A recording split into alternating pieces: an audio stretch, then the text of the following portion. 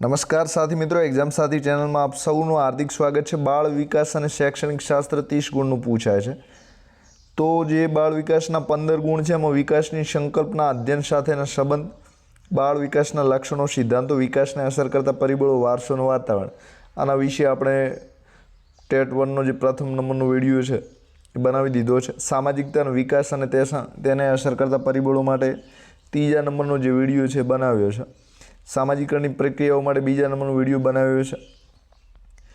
તે ઉપરાંત એરિક્સન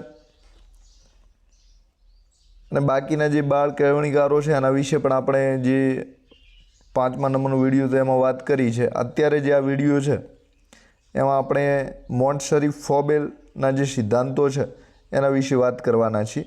તો ડિટેલમાં વાત કરશું તો પ્રશ્ન જ્યાંથી પણ પૂછાય છે ત્યાંથી નીકળી શકે। તો અગાઉ આપણે જે ટેટ 1નું પ્લેલિસ્ટ બનાવ્યું છે એમાં વિડીયો મૂકેલા જ છે, સાથે બધા જ તમારા ટેટ 1નો જે સિલેબસ છે એને રિલેટેડ છે। ઘણા બધા મિત્રોથી મારે વાત થતી હોય છે તો કે આ નહીં પૂછાય, પહેલું નહીં પૂછાય, તો તમારે અત્યારે જે પીટીસીના મોડ્યુલ છે, પીટીસીના જે પુસ્તકો છે એને જ ફોલો કરવાના છે, ને બાકી જે જીસીઆરટીના પુસ્તકો છે એ ફોલો કરવાના છે। આડાઅવળું તમને સમજણ ઘણી બધી મળશે, પણ હવે તમારો સિલેબસ ફિક્સ છે એટલે તમારે વધારે કંઈ નહીં પૂછાય, પણ જે સિલેબસ છે એના આધારે પૂછાશે। સાથે બીજી વાત કરી લઉં, અત્યારે તમારી પાસે ટાઈમ બિલકુલ ઓછો છે તો તમારે સટીક તૈયારી કરવાની છે અને પદ્ધતિસરની તૈયારી કરવાની છે। ઇન શોર્ટ સ્માર્ટ વર્ક કરવાનું છે। સ્માર્ટ વર્ક કરશો તો ઓછા ટાઈમમાં તમે સારું રીડિંગ કરશો, વધારે માર્ક્સ લાવી શકશો। સાથે શું વાંચવું ને બધામાં તમારે પડવાની જરૂર નથી। પીટીસીનો જે સિલેબસ છે એ અને તમારા ટેટનો જે સિલેબસ છે બંને સેમ છે, એટલે એને મોડ્યુલને ફોલો કરો। સાથે જે સિલેબસ છે એ તમારી જોડે જ રાખો, એને હાથ વગો રાખો અને એ જોઈને તમારી તૈયારી કરી લો, એટલે જે તમારો વ્યર્થ નકામો ટાઈમ છે બગડે નહીં। તો આ રીતે તમારે તૈયારી કરવાની છે। તો આમાં આપણે મોન્ટસરી, ફોબેલ આ બેના વિશે ડિટેલમાં સમજાવશું। તો અગાઉના વિડીયોમાં પણ આપણે મોન્ટેસરી વિશે ઘણી બધી એમનો જે સિદ્ધાંત આપેલો છે તો ઇન્દ્રિયો આધારિત શિક્ષણનો, એના આધારે આપણે ઘણી બધી વાતો કરી છે। આમાં હવે ડિટેલ વાતો કરી રહ્યા છે, તો વિડીયો અંત સાથે જોઈ લો। સાથે એક્ઝામ સાથી ચેનલ સબસ્ક્રાઈબ ન કરી હોય તો કરી લો। તો જે જ્ઞાનેન્દ્રિયોના વિકાસ માટે મોન્ટસરી પદ્ધતિ આપી છે, તો પદ્ધતિ જે છે એ બાળ કેળવણી માટે ખૂબ ઉપયોગી પદ્ધતિ છે। તો જગત વિશેનું જે બધું જ્ઞાન છે આપણે જ્ઞાનેન્દ્રિયો મારફત મળે છે। તો જ્ઞાનેન્દ્રિયો 5 છે અને ચહેરામાં જ તમને મળી જશે। તો એક જીભ છે સ્વાદ પારખવા માટે, બીજી નાક છે તો ગંધ પારખવા માટે, ત્રીજા તમારા કાન છે, પછી ચોથા નંબરની દૃશ્ય, બધા દ્રશ્યો જોવા માટે તમારી આંખો છે 4, અને 5મા નંબરની જે તમારી ઇન્દ્રિયો છે એ ચામડી છે, બરાબર। તો ચામડી સમગ્ર શરીરમાં હોય છે તો એ સ્પર્શ આધારિત છે। તો 5 પ્રકારની ઇન્દ્રિયો છે, એના નામ પણ અલગ અલગ છે, તો આપણે એની ચર્ચા પણ કરશું। તો જે અવયવથી આપણને જ્ઞાન પ્રાપ્ત કરીએ છીએ તેને જ્ઞાનેન્દ્રિયો કહે છે। તો આવી જ્ઞાન મેળવવા માટેની કુલ ઇન્દ્રિયો કેટલી છે, 5 કઈ કઈ છે એની વાત તમને કરી દીધી છે। જેમ કે અવાજ વિશેનું જ્ઞાન તમારે કર્ણેન્દ્રિયો દ્વારા મળે છે। અવાજ તમે ક્યાંથી સાંભળો છો, તો કર્ણ એટલે કાન દ્વારા સાંભળો છો, અને પાછળ ઇન્દ્રિય શબ્દ લખેલો છે તો કર્ણ ઇન્દ્રિય છે। આ રીતે નાકને ઘ્રાણ ઇન્દ્રિય, આ રીતે અલગ અલગ લખેલું છે, હું તમને સમજાવી દઈશ। તો શરીરમાં મુખ્ય 5 જ્ઞાન ઇન્દ્રિયો છે, તો જ્ઞાન મેળવવા માટેની કેટલી ઇન્દ્રિયો છે, 5। તો આના આધારિત જે જ્ઞાન આપવાનું છે એ મોન્ટસરી કહે છે। તો મોન્ટસરીની જે પદ્ધતિ છે એ જ્ઞાનેન્દ્રિયોના વિકાસ માટેની મોન્ટેસરી પદ્ધતિ તરીકે ઓળખાય છે। એના નામ કયા કયા છે એની વાત પણ આપણે કરશું। તો શબ્દ અવાજનું જે જ્ઞાન આપનારી ઇન્દ્રિય છે એ કઈ ઇન્દ્રિય છે, કાન, બરાબર। તો એનું જે નામ છે કર્ણેન્દ્રિય તરીકે ઓળખાય છે। તો શબ્દ અને અવાજનું જ્ઞાન આપણને ક્યાંથી મળે છે, તો કાન મારફતે મળે છે। બીજું, સ્પર્શનું જ્ઞાન આપનારી ઇન્દ્રિય કઈ છે, તો ત્વચા, આપણી જે ચામડી છે એ આપણને સ્પર્શનું જ્ઞાન આપે છે। ત્રીજા નંબરમાં દર્શનની ઇન્દ્રિય કઈ છે, તો આંખ, તો એને દર્શેન્દ્રિય તરીકે ઓળખાય છે। પહેલી જે ત્વચા છે સ્પર્શ ઇન્દ્રિય તરીકે ઓળખાય છે। પછી ચોથા નંબરે ગંધની ઇન્દ્રિય છે, તો નાક, તો જે નાક છે આપણને ગંધ કેવી છે, સુગંધ છે કે દુર્ગંધ છે એની સમજ આપે છે, ઘ્રાણેન્દ્રિય તરીકે ઓળખાય છે। 5મા નંબરની જે છે સ્વાદ રસની ઇન્દ્રિય છે, તો એ જીભ છે, બરાબર. તો સ્વાદેન્દ્રિય તરીકે ઓળખાય છે. તો કુલ આ રીતે 5 ઇન્દ્રિયો છે. એના અંગો પણ તમને કહી દીધા છે, કયા નામે ઓળખાય છે એની વાત પણ આપણે કરી દીધી છે. તો આ 5 જ્ઞાન ઇન્દ્રિયો દ્વારા આપણને જ્ઞાનની પ્રાપ્તિ થાય છે. તો 5 જ્ઞાન ઇન્દ્રિયો છે એ જ્ઞાન પ્રાપ્તિ માટે જરૂરી છે. તો જ્ઞાનનો મતલબ માહિતી થાય છે, અનુભવ આધારિત થાય છે. જ્ઞાનમાં ઘણું બધું હોય છે. તો આ 5 ઇન્દ્રિયો મારફતે આપણને જ્ઞાન મળે છે. દાખલા તરીકે કાન દ્વારા આપણે અલગ અલગ શબ્દો સાંભળીએ છીએ. દાખલા તરીકે આપણે શબ્દો પર્સનાલિટી સાંભળ્યો તો ક્યાંથી સાંભળ્યો છે? કાન દ્વારા. તો આ જે કર્ણ ઇન્દ્રિય છે આપણને આવી ભાષાઓ છે એનો પરિચય કરાવે છે. નાનપણથી જ વિવિધ અનુભવો દ્વારા તેનો વિકાસ કરવાથી બુદ્ધિનો વિકાસ સારો થાય છે. તો અલગ અલગ અનુભવો બાળકો કરતા હોય છે અને એના આધારે આ જે જ્ઞાન ઇન્દ્રિયો છે આપણી બુદ્ધિનો સારો એવો વિકાસ કરે છે. મેડમ મોન્ટસરીનું દૃઢપણે માનવું છે કે બુદ્ધિનો સંપૂર્ણ વિકાસ ઇન્દ્રિયોના વિકાસ પર જ અવલંબે છે. એટલે કે તમારી જે બુદ્ધિ છે, મગજમાં 2 પ્રકારની બુદ્ધિ હોય, એક ઇક્યુ હોય ને એક આઈક્યુ હોય. તો ઇન્ટેલિજન્સ કોન્ટ્સ અને બીજી ઇમોશનલ કોન્ટ્સ છે. તો આ જે બુદ્ધિનો વિકાસ છે એ સંપૂર્ણ ઇન્દ્રિયો આધારિત છે. તો તમારી બુદ્ધિનો વિકાસ ક્યાંથી થશે? તમારી જે 5 ઇન્દ્રિયો છે એના આધારે તમારી બુદ્ધિ ઘડાય છે. તો તમારી પાસે કેટલું નોલેજ હશે આ ઇન્દ્રિયોના વિકાસ પર જ આધારિત છે. અત્યારે તમે જે ગોખણિયું શિક્ષણ ભણી રહ્યા છો એમાં માત્ર તમે આંખ અને કાન આ 2 ઇન્દ્રિયોનો ઉપયોગ કરો છો. એના લીધે તમારા પર્યાવરણના જે વિષયો છે એ ખૂબ કાચા છે. તો માણસના સર્વાંગ સુંદર વિકાસ માટે ઇન્દ્રિય વિકાસની પરિપૂર્ણતા આવશ્યક છે. તો માણસનો સંપૂર્ણ વિકાસ કરવો હોય, માણસ સારી રીતે જ્ઞાની બની શકે એના માટે ઇન્દ્રિયોનો જે છે વિકાસ થવો જરૂરી છે. દાખલા તરીકે તમે કાનથી ના સાંભળતા હો તો કાનથી ન સાંભળવાના લીધે તમને જે ભાષાનું જ્ઞાન છે મેળવવું મુશ્કેલ છે, સાથે એને રજૂ કરવું પણ મુશ્કેલ છે. તો ઇન્દ્રિયોનો જેટલો વિકાસ થાય છે એટલો તમારો વિકાસ થઈ શકે છે. માટે જ મોન્ટેસરી પદ્ધતિમાં ઇન્દ્રિય શિક્ષણ પર ખૂબ ભાર મૂકવામાં આવ્યો છે. તો તમારે આ ખાસ નોંધવા જેવી વસ્તુ છે. તો જે મેડમ મોન્ટેસરી ઇટાલીના હતા એ ઇન્દ્રિય શિક્ષણ પર આ રીતે ભાર મૂકે છે કે ઇન્દ્રિયોનું શિક્ષણ જ જ્ઞાન મેળવવા માટે ઉપયોગી છે. તો ખાસ મેડમ મોન્ટેસરીનું નામ આવે ત્યાં કઈ પદ્ધતિ આપી છે, કયો સિદ્ધાંત આપ્યો છે? તો ઇન્દ્રિય આધારિત શિક્ષણ માટેનો સિદ્ધાંત આપ્યો છે. હવે મોન્ટેસરી પદ્ધતિના મુખ્યત્વે 3 તત્વો છે, 3 સિદ્ધાંતો છે. તો તમારે ખાસ યાદ રાખવાના છે. કેટલા છે? તો કે 3 છે. હવે આ 3 તત્વો કયા કયા છે એની આપણે વાત કરી લઈએ. તો પ્રથમ સ્વાધીનતા છે, બીજું નિયમન છે અને ત્રીજું સ્વતંત્રતા છે. તો સ્વાધીનતાનો મતલબ છે બાળક પોતાને એટલે પોતાને અને આધીન એટલે વશ, કાબૂમાં. તો જે પણ કામ છે પોતાની રીતે જ કરે અને સ્વાધીનતા કહે છે. બીજું નિયમન છે. તો નિયમનનો મતલબ છે કંટ્રોલ. દાખલા તરીકે તમે સાયકલ ચલાવો છો તો સાયકલને સારી રીતે કંટ્રોલ કરો છો, એ નિયમન છે, બરાબર. અને ત્રીજું છે સ્વાધીનતા. ત્રીજા નંબરમાં છે સ્વતંત્રતા, બરાબર. તો સ્વતંત્રતા એટલે આઝાદી.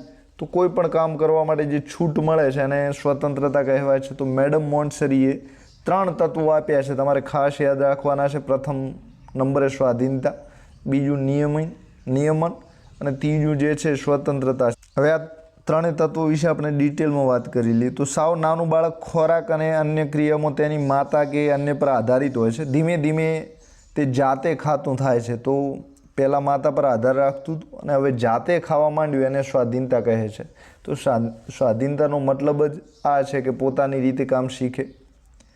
હવે જાતે કરી શકે તેટલું સ્વાધીન તેને બનાવવું જોઈએ. તો 6 વર્ષે આ બાળક છે મોટા ભાગના કાર્યો પોતાની રીતે કરતું થાય, પોતાના કાર્યો પોતાની જાતે કરે એટલું એને સ્વાધીન બનાવવું જોઈએ. સ્વાધીન એટલે પોતાને આધીન, એ ખુદ કામ કરી શકે એ રીતે બાળકને તૈયાર કરવું જોઈએ. કેટલી વર્ષ ઉંમર સુધી? તો 6 વર્ષ સુધી.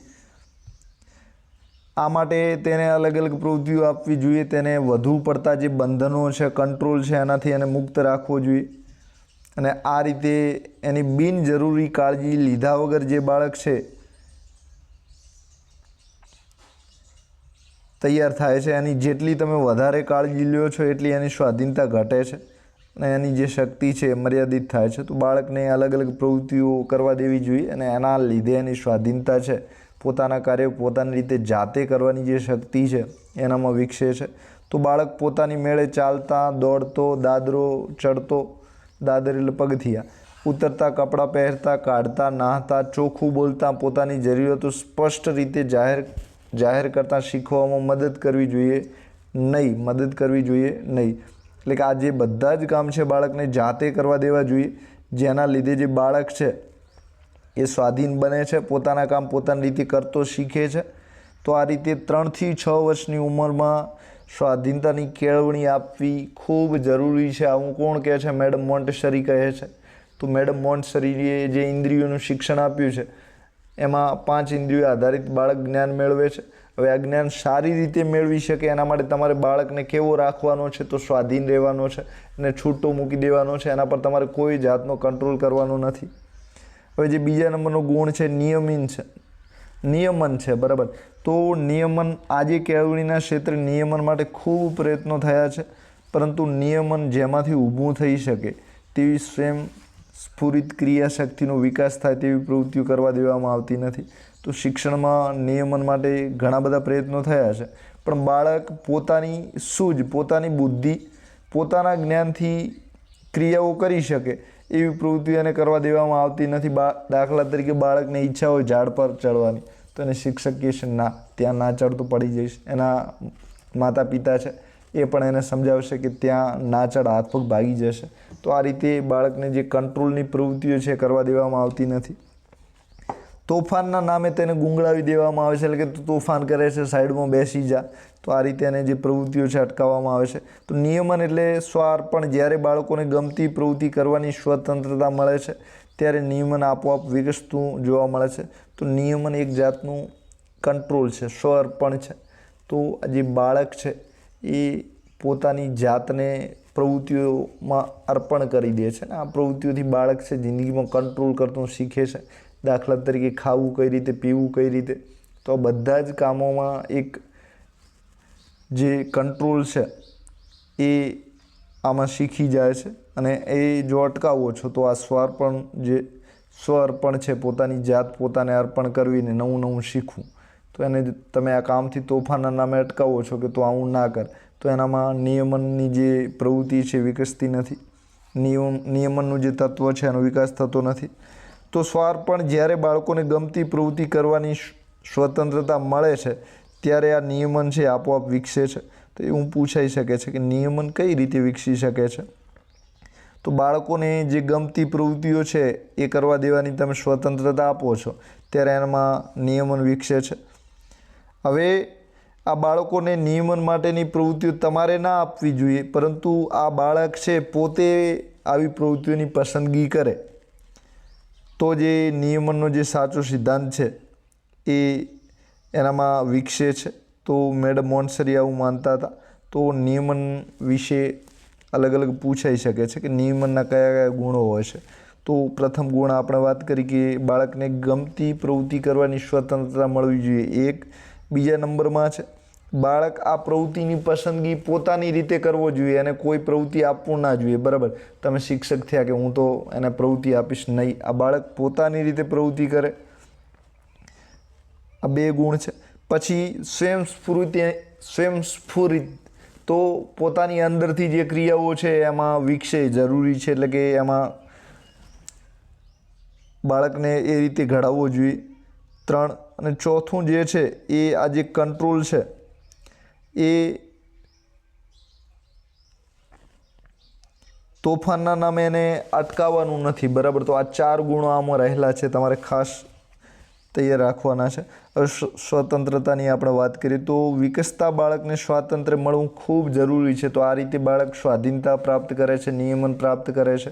તો આ બધું સારી રીતે પ્રાપ્ત કરી શકે એના માટે એને સ્વાતંત્ર્ય એટલે કે આઝાદી મળવી ખૂબ જરૂરી છે. સ્વતંત્રતા એટલે પોતાના રસની પ્રવૃત્તિઓ કરવા બાળક મુક્ત હોય એને સ્વતંત્રતા કહેવાય છે. તો 3 ગુણ તમને છે સરખા લાગશે, પણ એમાં થોડો નાનકડો ભેદ છે, સૂક્ષ્મ. તો સ્વતંત્રતા એટલે પોતાના જે પણ રસની પ્રવૃત્તિઓ છે એ કરવા માટે બાળક મુક્ત હોય. દાખલા તરીકે બાળકને જાતે ચાલવું છે, દોડવું છે, વાંચવા બેસવું છે, કૂદાકૂદ કરવી છે ને એમાં એને છૂટ મળે છે તો એ સ્વતંત્રતા તરીકે ઓળખાય છે. તો બાળક પોતાનું તંત્ર બાળક જાતે જ ચલાવે, એટલે એના જે પણ કામો હોય છે, જેમ એક ડ્રાઈવર ગાડી ચલાવતો હોય છે તો એમાં સંપૂર્ણ કંટ્રોલ ડ્રાઈવરનો હોય છે. એમાં જ્યારે બાળક પોતાની જિંદગી, પોતાનું જીવન માણી રહ્યો હોય છે ત્યારે એમાં સંપૂર્ણ કંટ્રોલ કોનો હોય છે? તો બાળકનો હોય છે. તેના પર કોઈ બંધન લાદવામાં ના આવે ને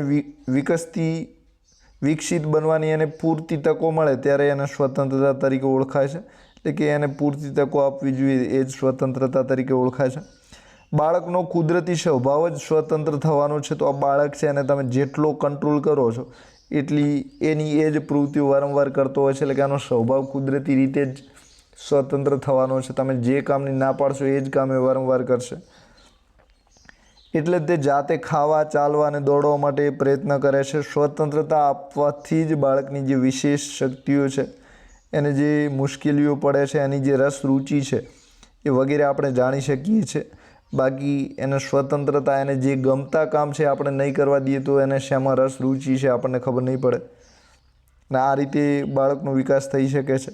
તો શિક્ષણમાં જો ખરું સ્વાતંત્ર્ય આવે તો શિક્ષા, ઇનામ, હરીફાઈની જે પ્રથા છે એનો પણ અંત આવી શકે છે. શિક્ષા એટલે સજા, ઇનામ છે, ઇનામ એટલે લાલચ આપીએ આપણે કે તને આ ઇનામ આપશું. પછી હરીફાઈ છે, સ્પર્ધા છે. આ બધી જ પ્રથાઓનો અંત છે એ બાળકને આઝાદી આપશો તો આવી શકે છે. કઈ રીતે? તો બાળકને એના માટે તમારે દંડ, સજા કરવાની જરૂર નથી, ઇનામ આપવાની જરૂર નથી, ને હરીફાઈ એટલે કે પ્રથમ નંબર તું લાવજે આવું કાંઈ પણ કહેવાની જરૂર નથી. કારણ કે બાળકને તમે આઝાદી આપશો તો આ જે પણ પ્રવૃત્તિ એને શીખવાની છે એ અલગ અલગ પ્રવૃત્તિઓ કરશે, એનામાંથી અનુભવ મેળવશે ને આ રીતે આ બાળક જાતે જ તૈયાર થઈ જશે. એટલે કે એને કોઈ પાસે ક્યાંય કોઈ પણ રીતે એને શીખવાની જરૂર નથી. તો આ બાળક જાતે તૈયાર થાય છે એટલે એના લીધે જે શિક્ષા, દંડ, સજા છે, ઇનામ છે, હરીફાઈ છે, બધું ઓટોમેટિક બંધ થઈ જાય છે. બરાબર. તો આ રીતે જે આ પ્રથાનો અંત લાવવો હોય તો બાળકને તમારે આઝાદી આપવી પડશે. તો બાળક સ્વયંસ્ફુરણાથી સ્વતંત્ર પ્રવૃત્તિ કરતું સ્વાધીનતાના માર્ગે જાય છે અને આપોઆપ સાચું નિયમન પણ પ્રગટે છે. તો આ જે ત્રણેય ગુણો છે એક સાથે વિકસે છે તો બાળકને એક સ્વતંત્રતા મળે છે. તો સ્વતંત્રતા મળવાના લીધે બાળકો પોતાની પ્રવૃત્તિઓ જાતે કરે છે, એટલે કે સ્વાધીન થાય છે. ને સ્વાધીન થવાનો મતલબ છે પ્રવૃત્તિઓ જાતે કરે છે. અને ત્રીજું છે, હવે એના જીવનમાં જે પણ મુશ્કેલી આવે છે એમાં એ નિયમન મેળવી શકે છે, કંટ્રોલ મેળવી શકે છે. તો આ ત્રણ ગુણો એકસાથે જોડાયેલા છે અને એકસાથે આનો વિકાસ પણ થતો રહે છે. અને આઝાદી તમે આપો છો તો એ પોતાની ક્રિયાઓ જાતે કરતો થાય છે ને ક્રિયાઓ જાતે કરે છે તો એના જીવનમાં આપોઆપ નિયમન છે, કંટ્રોલ છે એ મેળવી શકે છે. તો આ ત્રણેય ગુણો એકસાથે જોડાયેલા છે. હવે મેડમ મોન્ટસરીએ ઇન્દ્રિય શિક્ષણ માટે કેટલાક સાધનોનો ઉપયોગ કર્યો છે. તો આ સાધનોની વિશેષતાઓ શું છે એની આપણે વાત કરી લઈએ. તો મેડમ મોન્ટસરીના શિક્ષણ વિશે તમે જોયું કે ભાઈ ઇન્દ્રિયો આધારિત શિક્ષણ આપવાનું કહે છે. હવે ઇન્દ્રિયો આધારિત શિક્ષણ બાળક સારી રીતે મેળવી શકે એના માટે બાળકને એક તો આઝાદી આપવાની છે, પછી એની ક્રિયાઓ પોતાના કામ છે સ્વાધીન થઈને જાતે કરે જોવાનું છે, ને ત્રીજા નંબરમાં આ રીતે બાળકમાં નિયમનનો વિકાસ થશે. બરાબર. મેડમ મોન્ટસરી આટલું કહેવા માંગે છે. હવે મેડમ મોન્ટસરી આ શિક્ષણ છે એના માટે સાધનોનો ઉપયોગ કર્યો છે. તો આ સાધનોની વિશેષતા કઈ છે એની આપણે વાત કરી લઈએ. તો સાધનો બધા આકર્ષક હોવા પડે, એટલે કે બાળકોને રસ પડે એવા સાધનો હોવા જોઈએ. સાધનો મજબૂત અને ટકાઉ હોવા જોઈએ, કારણ કે બાળક તોફાની હોય છે અને પછાડશે ખરી, ભાગશે ખરી, તોડવાનો પ્રયત્ન પણ કરશે. એટલે કે મજબૂત, ટકાઉ હોવા જોઈએ. સાધનો સ્વયં ભૂલ સુધારક છે. તો આ સાધનો છે સ્વયં ભૂલ સુધારક છે, એટલે કે પોતાની ભૂલ બાળક આ સાધન મારફતે સુધારી શકે એવા હોવા જોઈએ. સાધનો ક્રિયાત્મક હોવા જોઈએ, એટલે કે એક જગ્યાએ પડ્યા રહેવા ના હોવા જોઈએ, સ્થાયી.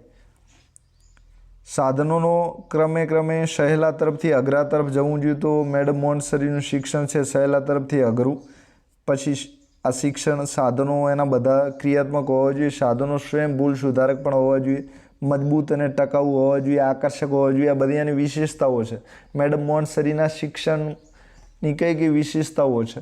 તો શિક્ષણની આ જ આવશે. સાધનોની વિશેષતા કઈ છે? સાધનોની પૂછે તો પણ આ જ આવશે. સાથે મેડમ મોન્ટસરી કેવું શિક્ષણ આપવાનું કહેતા, તો એમાં પણ આ જ ગુણો લાગુ પડશે. સાધનોમાં એકાકીકરણનું તત્વ સચવાય છે. એક સાધન વડે એક સમયે એક જ ઇન્દ્રિયોનું શિક્ષણ મળે એટલે કે એકાકીકરણ. તો આ જે સાધન છે, દાખલા તરીકે ચાલવા માટેની ઘોડી છે, તો એ ત્રિપગી ઘોડી મારફતે બાળક ચાલવાનું શિક્ષણ મેળવે છે. તો આ જે સાધનોમાં એકાકીકરણનું તત્વ સચવાયેલું છે એટલે કે આ સાધન એક જ ઇન્દ્રિયોનું શિક્ષણ આપતું એ રીતનું સાધન હોય એ જરૂરી છે. તો આ બધા કરતાં થોડો ઉલટો ગુણ છે એટલે તમે યાદ રાખજો. તો એક સાધન વડે એક સમયે એક જ ઇન્દ્રિયોનું શિક્ષણ એટલે એકાકીકરણ છે. તો સાધનોમાં એકાકીકરણનું તત્વ સચવાય એવું મેડમ મોન્ટસરી માનતા હતા. તો તમે સારું લખતા એમાં આ ખાસ ગુણ યાદ રાખજો, કારણ કે થોડો ડિફરન્ટ છે બાકીના ગુણોથી. બાળકો સહેલાઈથી હેરફેર કરી શકે તેવા સાધનોની જરૂર છે. એટલે કે નાનકડા સાધનો હોય. જો ટ્રેક્ટર છે તો મોટું હેવી નહીં, પણ બાળક એને હેરફેર કરી શકે એવું લાવો. આ સાધનો પ્રબોધક છે એટલે કે માનસિક વિકાસને પ્રેરનારા છે. પ્રબોધકનો મતલબ છે જ્ઞાન આપનારા છે, માનસિક શક્તિનો વિકાસ કરનારા છે. તો આ જે સાધનોના ગુણો તમારે ખાસ વિશેષતાઓ યાદ રાખવાની છે. તો મેડમ મોન્ટસરી પોતાના જે ઇન્દ્રિયોનું શિક્ષણ છે એમાં બાળકમાં સ્વતંત્રતા, સ્વાધીનતા અને નિયમન કેળવાય એના માટે સાધનો કેવા હોવા જોઈએ. તો સાધનોના જે ગુણો છે એના વિશે આપણે વાત કરી છે. તો સાધનોના જે ગુણ છે, વિશેષતાઓ છે, તમારે ખાસ યાદ રાખવાની છે. ઇન્દ્રિય શિક્ષણના સાધનો. તો હવે જે ઇન્દ્રિય શિક્ષણની વિશેષતાઓ તો જોઈ કે સાધનો બધા આકર્ષક હોવા જોઈએ, માનસિક વિકાસને પ્રેરે એવા હોવા જોઈએ, હેરફેર કરી શકે એવા હોવા જોઈએ, એકાકીકરણના ગુણ શીખવા એવા હોવા જોઈએ, સહેલાઈથી અઘરા તરફ એટલે કે સામાન્યથી વિશેષ સરળથી અઘરા તરફ જાય એવા હોવા જોઈએ, સાધનો ક્રિયાત્મક હોવા જોઈએ, સ્વયં ભૂલ સુધારક હોવા જોઈએ. હવે આ જે ઇન્દ્રિય શિક્ષણના સાધનો છે એ કયા સાધનો છે? તો આમાં સાધનોની વાત કરેલી છે. તો 5 ઇન્દ્રિયો છે, તો એ 5 ઇન્દ્રિયોનું જ્ઞાન મળી રહે એવા સાધનોની આમાં વાત કરેલી છે. તો પ્રથમ દર્શેન્દ્રિયના સાધનો છે. તો દર્શેન્દ્રિય એટલે કે આંખ આધારિત શિક્ષણ મેળવવા માટેના સાધનો છે. તો આમાં કુલ 3 બાબતનો સમાવેશ થાય છે. તો આંખ આધારિત શિક્ષણ મેળવવા માટે શું હોય છે? તો એક તો દટ્ટા પેટી હોય છે. તો એમાં કુલ નંબર 1, 0, 1, 2, 3, 4 આમ કુલ 4 કાર્ડ હોય છે દટ્ટા પેટીના. હવે ગુલાબી કલરનો મિનારો હોય છે, આમાં પહોળી સીડી હોય છે, લાંબી સીડી હોય છે, ટોપકા વગરની દડાપટ્ટી હોય છે. હવે એમાં અલગ અલગ રંગ પણ વપરાય છે. તો આ જે સાધનો છે એમાં મૂળ રંગની તકતી, મૂળ રંગ, તો મૂળ રંગ લાલ, પીળો અને ત્રીજો કયો છે? તો 3 રંગ મૂળ રંગ છે. હવે મિશ્ર રંગની તકતી છે. મિશ્ર એટલે કે આ 3 રંગની મદદથી જે અલગ અલગ તમે 12 રંગો જોયા છે, તો એ મિશ્ર રંગની તકતી છે. પછી છાયા રંગની તકતી છે. છાયા એટલે કે પડછાયા જેવા જે રંગો હોય છે એ છાયા રંગની તકતી છે. હવે આકાર, તો ભૌમિતિક જે આકૃતિ છે એની પેટી પણ આમાં બાળક જોડે હોય છે. એટલે કે બાળકો અલગ અલગ આકારો શીખી શકે. રંગ મારફતે બાળકો અલગ અલગ રંગ શીખી શકે, કેવા રંગ હોય છે. પછી ગુલાબી મિનારો છે, પહોળી સીડી છે, લાંબી સીડી છે, ટોપકા વગરની દડા પેટી છે. તો આના આધારે બાળક છે એને ક્રિયાઓ અલગ અલગ શીખી શકે છે. હવે પરિમાણ શીખી શકે. દડા પેટી નંબર 0, 1, 2, 3, 4થી અલગ અલગ પરિમાણ હોય છે. એટલે કે પરિમાણનો મતલબ છે ઊંચાઈ, લંબાઈ ને પહોળાઈ. આ જુદા જુદા પરિમાણો હોય છે. હવે આ જે દર્શેન્દ્રિયો છે એમાં પરિમાણ, પછી રંગ અને આકાર 3 તત્વોનો સમાવેશ થાય છે. પરિમાણ, રંગ અને આકાર. કેટલા તત્વોનો સમાવેશ થાય છે? 3 બાબતો. તો એક તો પરિમાણ શીખવવાનું હોય છે, બીજું રંગ વિશેની માહિતી આપવાની છે, અને ત્રીજા આકાર વિશે માહિતી આપવાની હોય છે. તો એના માટે સાધનો કયા હોય તો એની આપણે ચર્ચા કરી દીધી છે. તો આકારમાં ભૌમિતિક આકારો એટલે કે ચોરસ, લંબચોરસ, ત્રિકોણ શીખે એવી એના માટેની પેટી હોય છે. તો પેટીમાં બધા સાધનો સચવાયેલા હોય છે. બીજું સાધન છે અલગ અલગ રંગ માટે તકતીઓ બનાવેલી હોય છે. તો તકતીઓ તમે નામની જેમ તકતી જોડાય છે કે ફલાણા ભાઈએ આનું ઉદ્ઘાટન કર્યું છે એવી કલરવાળી તકતી છે, એટલે કે તૂટે નહીં, મજબૂત હોય. અને બીજા પરિમાણો હોય છે, એમાં અલગ અલગ દટ્ટાની પેટીઓ હોય છે. તો દટ્ટા તમે જોયા છે, જે સાપસીડીની રમો છો એમાં જે પાસા આવે છે એવા દટ્ટા હોય છે. તો એ કુલ 5 દટ્ટા હોય છે, 0થી કરીને 4 નંબર સુધીના. હવે એક રચના પેટી હોય છે, તો રચના પેટીમાં બાળક જાતે જોડતોડ કરી શકે. એના માટે કુલ 4 નંબર સુધી હોય છે. હવે આ દર્શેન્દ્રિયો આંખો માટેનું શિક્ષણ છે, તો આંખમાં એ રંગનું શીખે છે, આકારો વિશે શીખે છે અને પરિમાણ વિશે શીખે છે. હવે સ્પર્શ ઇન્દ્રિયોના સાધનો છે, સ્પર્શ કરીને જેની મારફતે શીખી શકે એવા શિક્ષણની વાત છે. તો આમાં એક તો સ્પર્શ કરી શકે એવા પાટિયા હોય છે. તો આ જે પાટિયા છે, તો એમાં 1 થી 4 નંબરના સ્પર્શની તકતી છે, એટલે કે અલગ અલગ સ્પર્શ કરે તો ખરબચડી છે, લીસી છે, પછી વળાંકવાળી છે, એને ખબર પડે છે. પછી એમાં સ્પર્શના રૂમાલ અલગ અલગ પ્રકારના હોય છે, એટલે કે કોમળ હોય, થોડા કઠિન હોય. વજનની તકતી હોય છે. પછી ચલ સ્પર્શ, એટલે કે પગના તળિયાથી ચાલે ને એના લીધે એને સ્પર્શ મળે છે. પછી શીતોષ્ણ પારખવાની શક્તિ, શીત એટલે ઠંડુ ને ઉષ્ણ એટલે ગરમ, તો ઠંડુ ગરમ પારખવાની શક્તિ છે. તો બાળકને ઇન્દ્રિયો આધારિત શિક્ષણ આપો તો આના આધારે બાળક સ્પર્શ આધારિત શિક્ષણ મેળવી શકશે. અને આ જે શિક્ષણ છે સ્પર્શ ઇન્દ્રિયોના શિક્ષણ તરીકે ઓળખાય છે. તો સ્પર્શ ઇન્દ્રિયના સાધનો કયા કયા છે? તો સ્પર્શના પાટિયા હોય છે, પછી સ્પર્શની તકતી હોય છે, સ્પર્શના રૂમાલ વજન માટેની તકતી હોય છે, ચલ સ્પર્શના શીતોષ્ણ પારખવાના સાધન હોય છે. તો આ બધા જ જે સાધનો છે એના આધારે બાળક સ્પર્શની ઇન્દ્રિયો દ્વારા અલગ અલગ અનુભવ મેળવે છે. શેના અનુભવ મેળવે છે? તો કે સ્પર્શના અનુભવ મેળવે છે. તો ઠંડુ છે કે ગરમ છે, વાંકું છે, લીસું છે, ખરબચડું છે, એ બધા જ ગુણો એને ખબર છે, આના આધારે ખબર પડે છે. હવે ત્રીજી જે ઇન્દ્રિયોનું શિક્ષણ છે કર્ણેન્દ્રિય છે. તો સૌ પ્રથમ આપણે દર્શેન્દ્રિય જોઈ, બીજી જે છે સ્પર્શ ઇન્દ્રિય છે અને ત્રીજી જે છે એ કર્ણેન્દ્રિય છે. તો એમાં એક તો કાનને સાંભળવા માટે અવાજની ડબ્બી હોય છે, અને અવાજની ડબ્બીમાંથી અલગ અલગ અવાજ આવતા હોય છે, બરાબર. તો આમાં પ્રાણીઓ પક્ષીઓના અવાજ છે, બીજા જુદા જુદા સાધનોના અવાજ છે. તો બધા જ ઝીણા ઝીણા અવાજ સાંભળાવીને આ બાળકને છે એ કેળવણી આપી શકાય છે. તો એમાં અવાજની ડબ્બી હોય છે. ચોથા નંબરે છે ઘ્રાણેન્દ્રિયનું સાધન. તો આ જે ઘ્રાણેન્દ્રિયનું સાધન છે એમાં ગંધની ડબ્બી હોય અથવા પોટલી હોય છે. તો આ જે ગંધની ડબ્બી કે પોટલી છે એમાંથી અલગ અલગ પ્રકારની સુગંધો છે, અલગ અલગ પ્રકારની દુર્ગંધો છે, એનો અનુભવ બાળક મેળવી શકે છે. દાખલા તરીકે અત્તરની સુગંધ માટે અલગ અલગ ડબ્બી હોય, નાની નાની ડબ્બી હોય છે ને એમાં બધી જ કાં તો પોટલી હોય છે, એમાંથી એ બધી જ સુગંધો અલગ અલગ બાળક પારખી શકતું હોય છે.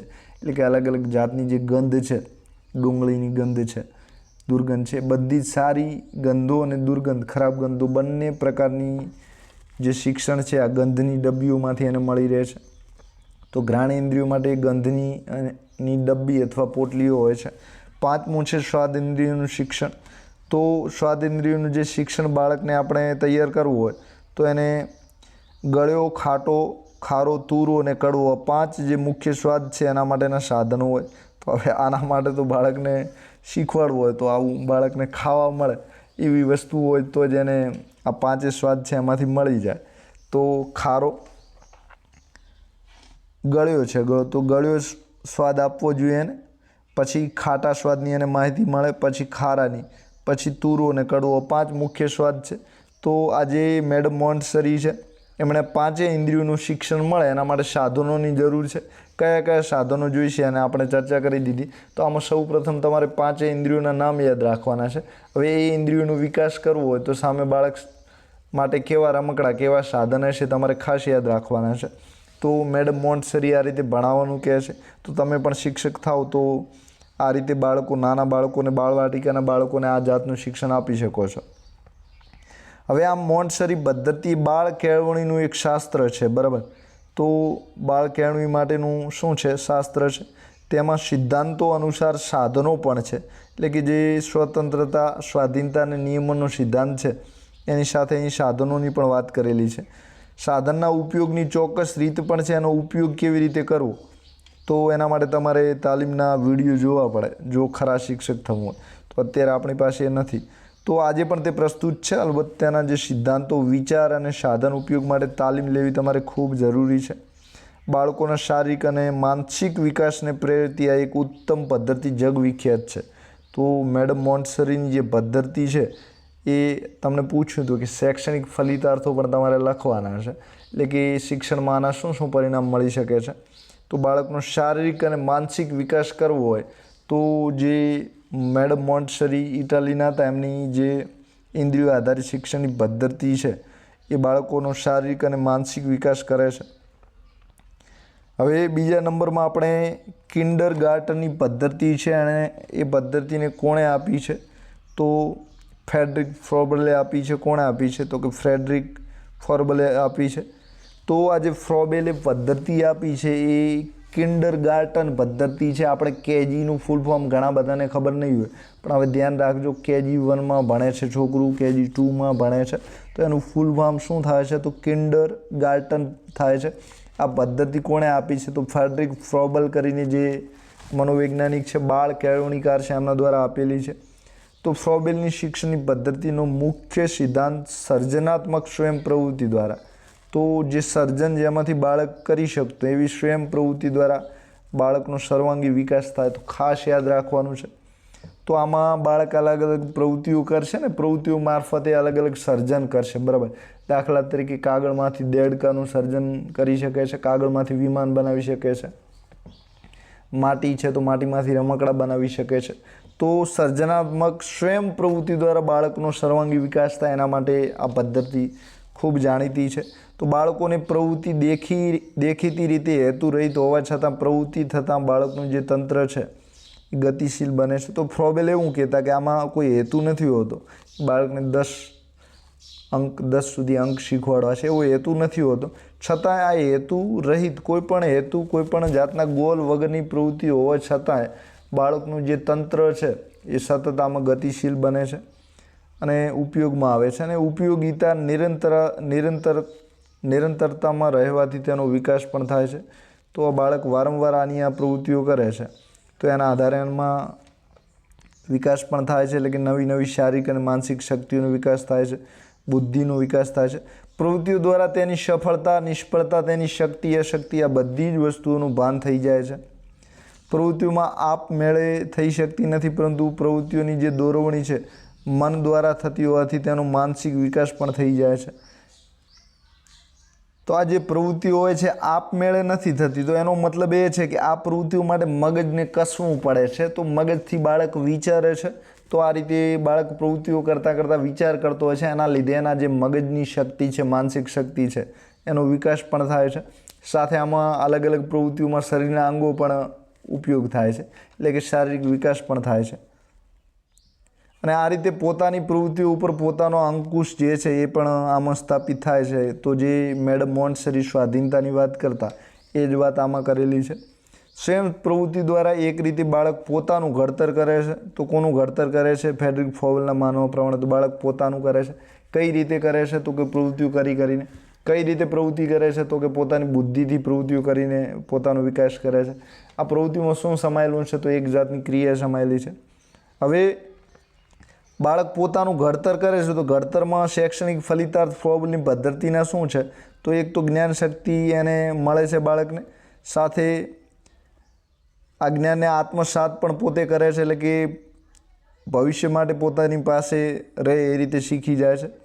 આવી રીતે સ્વયં પ્રવૃત્તિ દ્વારા આત્મસાત કરેલું જે જ્ઞાન છે એ સર્જનાત્મક પ્રવૃત્તિઓના પરિણામ ઉપરથી જ, એટલે કે બાળક આ રીતે સર્જનશીલ બની જાય છે. તો કવિ, લેખક છે, સાથે ચિત્રકાર છે, સંગીતકાર છે, તો આ રીતે બાળક સર્જનાત્મક પ્રવૃત્તિઓના પરિણામ ઉપરથી જ જ્ઞાન, શિક્ષણ સંપાદન કરેલું છે તેનું કંઈક આપણને દર્શન પણ થાય છે, એટલે કે એ સર્જનાત્મક પ્રવૃત્તિઓનો વિકાસ છે આ રીતે થઈ શકે છે. અને બાળક આ રીતે જે છે એ સતત શીખતો રહે છે અને આ કામ કરવામાં એને આનંદ પણ મળે છે, એટલે કે આનંદ પણ રજૂ કરે છે અને શ્રદ્ધા અને વિશ્વાસ પણ એમાં જન્મે છે.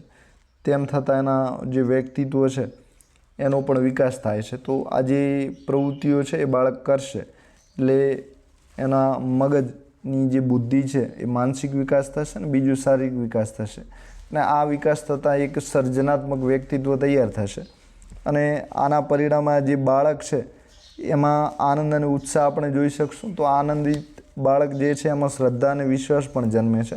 અને આ રીતે એનું જે એક વ્યક્તિત્વ છે એ નિરાળું, સરસ મજાનું ઘડાય છે. તો શિક્ષણનું ધ્યેય જ છે ઉત્તમ વ્યક્તિત્વ ઘડવાનું. તો આ જે પદ્ધતિ ફ્રોબેલની છે એના આધારે વ્યક્તિત્વનો વિકાસ પણ થાય છે. તો શૈક્ષણિક ફલિતાર્થો પૂછાય તમને કે ફ્રોબેલની પદ્ધતિના શૈક્ષણિક ફલિતાર્થો શું છે, તો આ જે ફલિતાર્થો છે એ આ તમારે લખવાના છે કે આનંદ, શ્રદ્ધા, વિશ્વાસ, જ્ઞાનશક્તિ મેળવે, શારીરિક માનસિક વિકાસ થાય, સર્જનશીલ વ્યક્તિ બને છે. હવે ફ્રોબેલની બક્ષિસ, બરાબર, તો આ ખાસ તમારે યાદ રાખવાની છે. તો આ પદ્ધતિ બાળકોમાં પ્રખ્યાત થાય, બાળકો સારી રીતે આને એપ્લાય કરી શકે, લાગુ કરી શકે એના માટે ફ્રોબેલની બક્ષિસ. હવે બક્ષિસમાં ફ્રોબેલ જે છે શૈક્ષણિક સાધનો આપે છે. તો આ જે શૈક્ષણિક સાધનો આપે છે એ બક્ષિસ તરીકે ઓળખાય છે. તો ફ્રોબેલની જે બક્ષિસ છે એમાં શું હોય છે, તો કે શૈક્ષણિક સાધનો જે બાળકો માટે ઉપલબ્ધ ફ્રોબેલ કરાવે છે, એટલે કે આવા સાધનો હોવા જોઈએ, એ જે કે છે ફ્રોબેલની બક્ષિસ તરીકે ઓળખાય છે. તો મેડમ મોન્ટસરીના જે સાધનો છે ઇન્દ્રિયોના સાધન તરીકે ઓળખાય છે, અને આમનું જે સાધનો છે એ ફ્રોબેલની બક્ષિસ તરીકે ઓળખાય છે. તો એ ફ્રોબેલની બક્ષિસમાં શું હોય છે એવો પ્રશ્ન પૂછાય તો શૈક્ષણિક સાધનો હોય છે, બરાબર. ઘણા બધા વિકલ્પો ઓપ્શન આપેલા છે, તો આપણે શું સમજવાનું છે, તો ફ્રોબેલની બક્ષિસ એ શું છે, તો એ શૈક્ષણિક સાધનો છે, બરાબર. હવે ખરેખર આ શૈક્ષણિક સાધનો બાળકો માટે એક અમૂલ્ય ભેટ બક્ષિસ છે. શું છે બાળકો માટે? ભેટ છે. ભેટ સમાન છે એટલે એ ફ્રોબેલની ભેટ કે ફ્રોબેલની બક્ષિસ તરીકે પણ ઓળખાય છે, બરાબર. તો શૈક્ષણિક સાધનો બાળકો માટે ભેટ છે. બાળક એનાથી આનંદિત થાય છે, ખુશ થાય છે, શ્રદ્ધા વિશ્વાસ એનામાં જન્મે છે, અને બાળક મોજનું મસ્ત મજાનું રહે છે. એના માટે બાળકો માટે જેમ તમે ચોકલેટ ભેટ રૂપે આપો છો એમ આ એના માટે શું છે, એક જાતની ભેટ છે. કિન્ડરગાર્ટન શાળા જગત સમક્ષ મૂકી ફ્રોબેલ ખરા અર્થમાં બાળકોના સર્વાંગી વિકાસ માટેનો માર્ગ ખોલી આપ્યો છે. તો બાળકોના સર્વાંગી વિકાસનો માર્ગ કોણે ખોલ્યો છે? તો જે કિન્ડરગાર્ટન પદ્ધતિના જનક છે એવા ફ્રેડરિક ફ્રોબેલે ખોલ્યો છે. હવે આ બક્ષિસોનું સ્વરૂપ, મતલબ કે આ બક્ષિસોમાં કેવા કેવા પ્રકારની હોય, કયા કયા સાધનો હોય, ફ્રોબેલ ભેટમાં બાળકો માટે કયા કયા સાધનોની વાત કરી રહ્યા છે. તો મેડમ મોન્ટસરીના જે 5 ઇન્દ્રિયો આધારિત સાધનો હતા અલગ અલગ, એમાં આમાં પણ સાધનો જ છે. તો બક્ષિસોનું જે સ્વરૂપ છે એ કેવું છે એની આપણે વાત કરી લઈએ. તો એક તો ઊનના રંગીન 6 દડા છે. તો મેડમ મોન્ટસરી પદ્ધતિમાં મૂળ કલરની તકતીઓ હતી અને મિશ્ર કલરની તકતીઓ હતી. એમાં અહીં ઊનના રંગીન 6 દડા છે. તો સરસ મજાના કોમળ દડા હોય, અલગ અલગ રંગના હોય, એટલે બાળક એના આધારિત જે કલર છે, રંગ છે, એનું શિક્ષણ મેળવી શકે છે. આમાં ઊનના રંગીન 6 દડાઓ છે, એમાં 3 મૂળ રંગના છે. તો મેડમ મોન્ટસરીમાં જે 3 મૂળ રંગના હતા એ અને બીજા 3 મૂળ રંગના મિશ્રણમાંથી જે પણ બીજા રંગો બને છે, તો જાનીવાલી પીનારી રંગ તમે જાણો છો, એમાં જે રંગો હોય છે એ રંગોની વાત કરી. 3 મૂળ રંગ છે, 3 મૂળ રંગ ઉપરથી બનતા બીજા 3 રંગ છે, એટલે કે ઊનના દડા કેટલા છે? 6 દડા છે. મેડમ મોન્ટસરીમાં પણ 3 દડા હતા ને બીજા મિશ્ર રંગના અલગ અલગ તકતીઓ હતી. હવે ગોળ, ઘન અને નળાકારની પેટી છે. તો ગોળ, આ ગોળ છે, બરાબર. પછી ઘન છે. તો ઘન વિશે તમે જાણો છો, જે અલગ અલગ 3 પરિમાણો, લંબાઈ, ઊંચાઈ અને પહોળાઈ, એ ઘન તરીકે ઓળખાય છે. પછી નળાકારની પેટી છે. તો આ જે પેટી છે આવું થોડું લાંબુ હોય, વચ્ચે 1 મિનિટ બનાવી આપું છું. નળાકાર, આ તો નળાકારની પેટી છે, બરાબર. તો ગોળ, ઘન અને નળાકારની 3 આકારની પેટીઓ આમાં હોય છે. હવે જેમાં એક ગોળ આકારની હોય છે, એક ઘન આકારની, એક નળાકાર ઘન હોય છે. આ રમતમાં તેને જ દર્શન થાય છે, તે ઉપરથી ગોળ સ્થિર છે, ઘન સ્થિર છે એવું જ્ઞાન થાય છે. તો બાળક જ્યારે આ 3 પેટીઓ હોય છે, ગોળ, ઘન અને નળાકાર આકારની, તો એમાંથી આ બાળકને ખબર પડે છે કે ગોળ જે છે એ અસ્થિર છે, એટલે કે ગોળ કોઈ પણ વસ્તુ એને આપણે ગબડાવી શકીએ છીએ. જ્યારે ઘન વસ્તુ છે એ સ્થિર હોય છે. તો ઘનમાં દાખલા તરીકે લોખંડનું વજનિયું છે, તો એ ઘન આકારનું હોય તો જરાય હલતું નથી, ત્યાં પડ્યું રહે છે, એટલે કે લંબાઈ, પહોળાઈ, ઊંચાઈ 3 એમાં હોય. તો આ જે ઘન વસ્તુ છે એ બધી કેવી હોય છે? સ્થિર હોય છે, બરાબર. હવે મોટા ઘન અને તેના ભાગ પાડ્યા છે. તો એક મોટા ઘનના 8 સરખા ભાગો કરેલા છે. તો જે ઘન લંબાઈ, પહોળાઈ અને ઊંચાઈ ધરાવતું હોય, તો એમાં આ જે ઘન છે એમાં લંબચોરસ, ચોરસ છે, ત્રિકોણ છે, આ તમે જે બધી વર્તુળ છે, આ બધી જે વસ્તુઓ છે એ બધું શેમાં આવશે? ઘનમાં આવશે. તો એના કેટલા ભાગ કરેલા છે? પહેલાં જે કલર છે એમાં ઊનના રંગીન 6 દડા હતા, 3 મૂળ કલરના, 3 બીજા, પછી 3 આકાર ગોળ, ઘન અને નળાકારની પેટીઓ છે. તો એમાંથી એની ગતિ, ઝડપ ખબર પડે છે કે સ્થિર કોણ છે અને અસ્થિર કોણ છે એનું જ્ઞાન થાય છે. હવે મોટા ઘન અને તેના ભાગ છે, તો કુલ ઘનના 8 ભાગ કરેલા છે. કેટલા ભાગ કરેલા છે? 8. આમાં સમગ્ર અને અંશના સંબંધો અને તેમની સાથેના પરસ્પર સંબંધોનો બાળકને ખ્યાલ આવે છે કે ચોરસ કોને કહેવાય, લંબચોરસ કોને કહેવાય. એના અંશની વાત છે, લંબાઈ, પહોળાઈ, ઊંચાઈ, બરાબર. તો અલગ અલગ કોઈમાં લંબાઈ હોય, કોઈમાં પહોળાઈ હોય. તો આનો ખ્યાલ બાળકને આવે છે કે ચોરસ વસ્તુ કઈ છે, લંબચોરસ કઈ છે. તો આ જે 8 આકારો છે એની ખબર પડે છે. હવે આ ઉપરાંત 4 મોટા ઘન અને તેના લંબચોરસ ભાગ, 5 મોટા ઘન તથા નળાકાર, ત્રિકોણાકાર, મોટા ઘન, તેના લંબચોરસ ભાગ, ક્ષેત્રાકારની પેટી, સળીની પેટી, વર્તુળ અને અર્ધવર્તુળાકારની રંગીન પેટી. તો જેટલા પણ આકારો તમે જોયા છે એમાં પંચકોણ ને ષટકોણ સિવાયના બધા જ આકારો આમાં છે જ. એટલે કે લંબચોરસ છે, ત્રિકોણાકાર આકાર છે, પછી ગોળ આકારની પણ ચર્ચા કરેલી છે, પછી ક્ષેત્રાકારની પેટી છે એટલે કે ચોરસની જે વાત આવે છે, સળીની પેટી છે એટલે કે ઘન આકારની વાત કરેલી છે, વર્તુળ ને અર્ધવર્તુળાકાર. તો કુલ આ પ્રકારના 8 ભાગ કરેલા હોય છે. હવે બહારથી રમત દેખાતી આ પ્રવૃત્તિ દ્વારા બાળકો પોતાના આંતરમનનું દર્શન કરાવે છે. તો એને જે ગમતી પ્રવૃત્તિ હોય એનું દર્શન આપણને થાય છે. આ બક્ષિસો દ્વારા બાળક જુદી જુદી ભૌમિતિક રચનાઓ પણ તૈયાર કરે છે. દાખલા તરીકે આકારોની મદદથી સરસ મજાનું ઘર બનાવે છે. જે બાળકોને મળતું તે ઉદ્યોગની પ્રવૃત્તિઓ દ્વારા વ્યવહારમાં પણ ઉતરતું. તો જે આ બાળક આ પ્રવૃત્તિઓ કિન્ડરગાર્ટન, કેજીમાં જઈને કરે છે ત્યારે આ બાળક એક ઉદ્યોગપતિ પણ બની શકે છે. એટલે કે આ પ્રવૃત્તિઓ પોતાના વ્યવહારમાં જ્યારે મોટું થાય છે ત્યારે પોતાના જીવનમાં પણ આ જ પ્રવૃત્તિઓ મારફતે બાળક ઘણું બધું શીખી શકે છે. તો આ જે ફ્રોબલની બક્ષિસ છે એમાં કયા કયા સાધન છે? તો ઊનના રંગીન 6 દડા છે, ગોળ, ઘન અને નળાકારની પેટી છે, બરાબર. પછી મોટા ઘન અને તેના કુલ 8 ભાગ છે. કેટલા ભાગ કરેલા છે? 8. તો આ કુલ 3 સાધનો જે ફ્રોબેલ આપે છે એ શૈક્ષણિક સાધનો છે અને ફ્રોબેલની બક્ષિસ તરીકે ઓળખાય છે. શેના માટે આપે છે? તો બાળકોનો શારીરિક, માનસિક વિકાસ થાય અને એના આધારે બાળક જે છે સર્જનશીલ માનવ બને એના માટે આપે છે. હવે ફ્રોબેલની હસ્ત ઉદ્યોગની પ્રવૃત્તિઓ. તો આ જે ફ્રોબેલ છે એમાં સાધનો તો આપણે જોયા, પણ એમાં પ્રવૃત્તિઓ કઈ કરવામાં આવે છે તો એની વાત આપણે કરી લઈએ. તો આમાં જ્યારે બાળકને આ કેજીમાં મૂકવામાં આવે છે ત્યારે એને માટીકામ છે, ઘડીનું કામ છે, કાતરકામ, રંગકામ, સાદડી ગૂંથવી, સાદડી એટલે જે ટોપલી આવે છે એની વાત છે, સીવણકામ છે, મીણની રચનાઓ છે, ચિત્રકામ છે. આમ ફ્રોબેલ ગીતો, વાર્તાઓ, પ્રવૃત્તિઓ આપીને બાળકના જીવનને આનંદ અને ઉત્સાહથી ભર્યું હતું. તો આ બધી જ પ્રવૃત્તિઓ તમે જોઈ શકો છો. તો આ જે પ્રવૃત્તિઓ છે એ તમે ફ્રોબેલનું જે શિક્ષણની પદ્ધતિ છે એમાં ફ્રોબેલ કઈ પ્રવૃત્તિઓનો ઉપયોગ કરે છે? કઈ છે શિક્ષણની પદ્ધતિ ફ્રોબેલની? તો કિન્ડરગાર્ટન. તો કિન્ડરગાર્ટનના સાધનોની આપણે વાત કરી. ઊનના દડા છે, પછી ગોળ, ઘન અને નળાકારની પેટીઓ છે અને પછી ઘન આકારના 8 પેટીઓ છે. હવે એમાં પ્રવૃત્તિઓ કઈ? તો માટીકામ, ઘડીકામ, કાતરકામ, રંગકામ, સાદડી ગૂંથવી, સીવણકામ, મીણની રચનાઓ, ચિત્રકામ, ફ્રોબેલના ગીત છે, વાર્તા છે અને પ્રવૃત્તિઓ આપીને બાળકનું જે જીવન છે આનંદ અને ઉત્સાહથી ભરાય છે.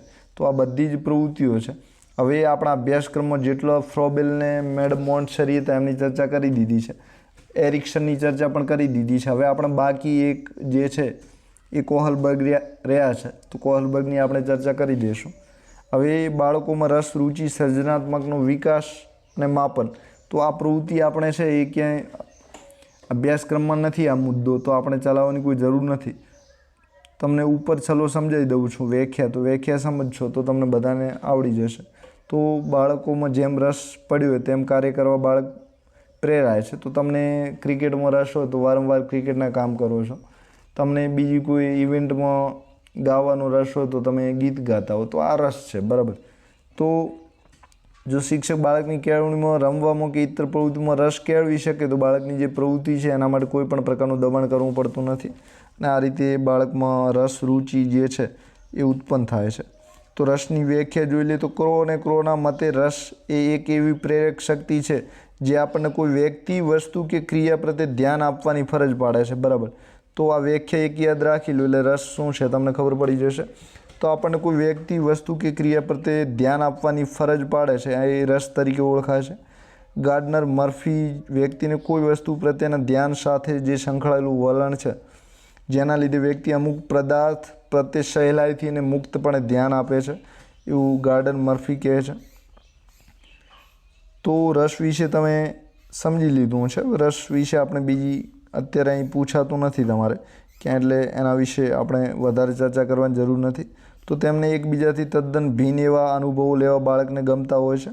હવે નજીવી ચીજોમાં બાળકને આત્મસંતોષ મળે છે, તમને પણ આત્મસંતોષ મળે। દાખલા તરીકે ક્રિકેટના શોખીનો તો તમે ખુશ થઈ જાઓ કે રમવાની ખૂબ મજા આવી। હવે રમતની પસંદગી આપવામાં આવે તો પોતાના મિત્રો જે કરતા હોય તે કરવા માટે પણ પ્રેરાય છે બાળક ઘણી વખત કાર્યનું સતત પુનરાવર્તન કરે છે અને આ રીતે કાર્યનું નિષ્ણાત બને છે। કાર્યથી તેમાં સાંપડતી સફળતા અને આનંદ પણ મળે છે અને રસ એક ધારો રહેતો નથી। શરૂઆતમાં સંગીત કે ચિત્રકલાનો શોખ મોટા થઈને કોઈ બીજી પ્રવૃત્તિ તરફ પણ જઈ શકે છે, એટલે કે આ રસ બદલાતો રહે છે। રસના જે પ્રકાર છે, બે પ્રકાર છે, એક નૈસર્ગિક રસ છે અને બીજું સ્વાભાવિક રસ છે। નૈસર્ગિક, સ્વાભાવિક એટલે કે કુદરતી છે, અને બીજા જે પ્રકારનો છે ઉપાર્જિત છે। ઉપાર્જિત એટલે ક્યાંથી શીખેલો, મેળવેલો। એક કુદરતી રસ એનામાં હોય જ, બરાબર, કુદરતીપણે હોય છે, બાળકને જેવો જન્મે એવો જ એને રસ લઈને આવે છે। બીજો છે ઉપાર્જિત રસ, કેળવાયેલો રસ, દાખલા તરીકે ડૉક્ટર બનવું ને આ બધું।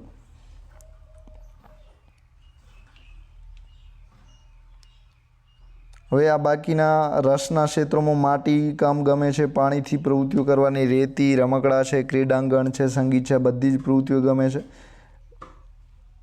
તો એવું વાતાવરણ તમે કેળવો તો રસ કેળવાય છે। રસના વિષયમાં પુનરાવર્તન કરો તો વ્યક્તિ, રસને પ્રોત્સાહન આપો તો અપરોક્ષ રીતે બાળકને આ રીતે અભિમુખ કરો તો પણ એનામાં રસ વિકસે છે। હવે સર્જનાત્મકની જે સંકલ્પના છે એમાં આપણે ક્યાંય પૂછાતું નથી, એમાં કલ્પના, મૌલિકતા, ઉત્પાદન ક્ષમતા અને સમસ્યા ઉકેલ। તો એક કલ્પના કરે છે નવી બાળક કે મારે આ પ્રકારનું ચિત્ર બનાવવું છે, તો એમાં મકાન હશે, વૃક્ષ હશે, આવી કલ્પના, બરાબર। બીજી એનામાં મૌલિકતા હોય છે કે મકાન છે તો મારી દૃષ્ટિ પ્રમાણે હું બનાવશું, મને ગમે છે હું બનાવશું। પછી ત્રીજું છે એમાં ઉત્પાદન ક્ષમતા હોય છે, તો ચિત્ર એ બનાવે છે એ ઉત્પાદન સમસ્યા છે, ઉત્પાદન ક્ષમતા છે। અને ચોથા નંબરમાં સમસ્યાનો ઉકેલ છે, તો ચિત્રમાં એને મુશ્કેલી જ્યાં પડે છે બનાવવામાં, તો એ સમસ્યા ઉકેલ છે, તો આ સર્જનાત્મકતા કહેવાય છે। તો સર્જનમાં કલ્પના છે, મૌલિકતા છે, ઉત્પાદન ક્ષમતા છે અને સમસ્યા ઉકેલ છે, 4 ગુણો તમારે યાદ રાખવાના છે। હવે સર્જનાત્મકતાનો વિકાસ છે બાળ મંદિરમાં અલગ અલગ પ્રવૃત્તિઓ, જે આપણે માટીકામ, ચિત્રકામ, રંગીન ચોક છે, ચિત્રોના આલ્બમ છે, દોરીકામ છે, વર્તમાનપત્રોનું કટિંગ છે, ટોપી, કાતરકામ, સ્પ્રે, આ બધાથી સર્જનાત્મકતા વિકસે છે। તો આ રીતની પ્રવૃત્તિઓ છે। હવે આ પ્રકરણ પીટીસીમાં પણ ઉપયોગી થશે, સાથે અભ્યાસક્રમની જેટલી ચર્ચા હતી એટલી આપણે કરી દીધી છે। હવે કદાચ મોડ્યુલમાંથી સિલેબસ બારનું જઈને પૂછે તો પણ તમને ઉપર પાછળનું સમજાવી દીધું છે। આપ સૌનો આભાર। એક્ઝામ સાથી ચેનલ જરૂર સબસ્ક્રાઈબ કરી લો, સાથે સીએ જે ટેટનું પ્લેલિસ્ટ છે ત્યાંથી તમે આ પ્રકારના વિડીયો અભ્યાસક્રમ આધારિત જ છે, એ જોવા માંગતા હો તો જોઈ શકો છો। એ ઉપરાંત 7મો વિડીયો છે, આ વિડીયો તમને પીટીસીમાં કામ લાગશે, ટેટમાં કામ લાગશે, એઆઈની પરીક્ષાની તૈયારી કરી રહ્યા હો, ટેટ 2ની તૈયારી કરી રહ્યા હો, ટાટની તૈયારી કરી રહ્યા હો તો બધે કામ લાગશે। સાથે આપણે ડિટેલ વિડીયો છે બધા પ્રકારના, એટલે તમે કોઈ મુખ્ય પરીક્ષા લખતા હો વર્ણનાત્મક પ્રકારનું તો પણ તમને કામ લાગશે, એટલે વિડીયો અચૂક જોઈ લો, સાથે ચેનલને સપોર્ટ કરતા રહો, જેના લીધે આવો વિડીયો બનાવવાનું પ્રોત્સાહન મળે। તો આપ સૌનો આભાર, થેન્ક યુ વેરી મચ।